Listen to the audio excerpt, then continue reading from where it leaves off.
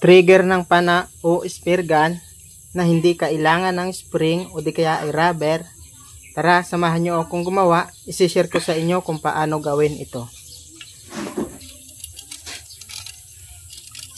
Ayan, kung makikita nyo, hindi talaga siya nalalaglag. Nakalak talaga siya. Tara, simulan na natin. Welcome sa video natin ngayon mga kamaparaan. Ngayon ay gagawa tayo ng spear gun o pana. Niyaya nga ako ng katropa natin na mangingilaw daw kami.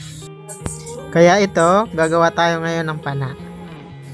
Namamahalan nga ako bumili ng spear gun kaya susubukan natin gumawa. Kahit hindi ganun kagandahan. First time ko lang din kasi nagagawin ito. Dahil maparaan tayo, samahan nyo akong gumawa ng pana.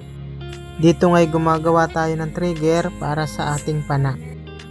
Inuna ko ang butasan yung magiging trigger natin para di tayo mahirap magbutas kapag atin na pong nagayat.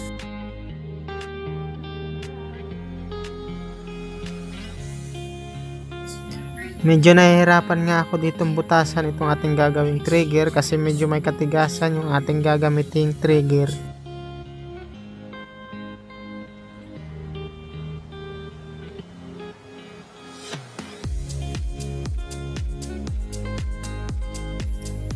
Dito nga sisimulan na natin gayatin gamit ang grinder ang gagawin po nating trigger.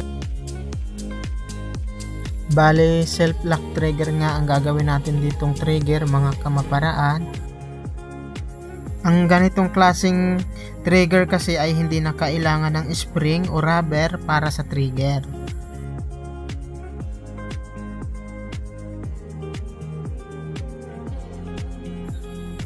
Ganito nga pala yung self trigger. Yan, kung makikita nyo.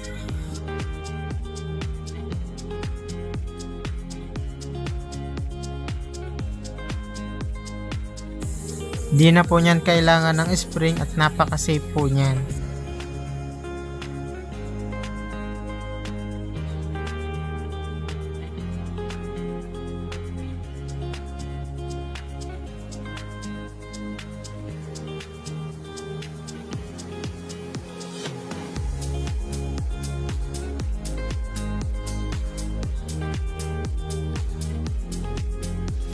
Dito nga ay naglalagay na tayo ng sima sa shop ng ating pana.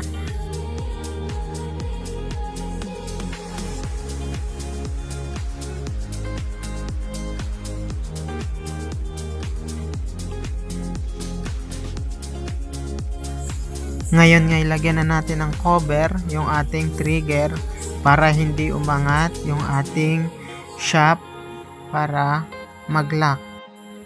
Salamat po sa panonood mga kamaparaan. Sana masuportahan nyo din ako, pa-like and share.